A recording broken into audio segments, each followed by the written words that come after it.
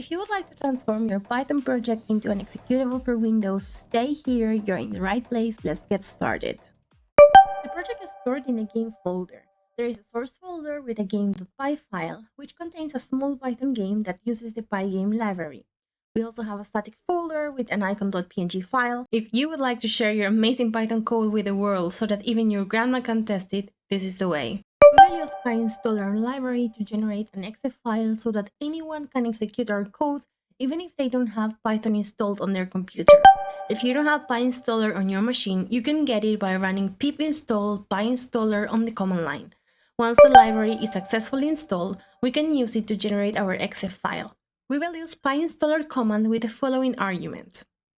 One file will pack the entire application, including all dependencies, into a single executable file.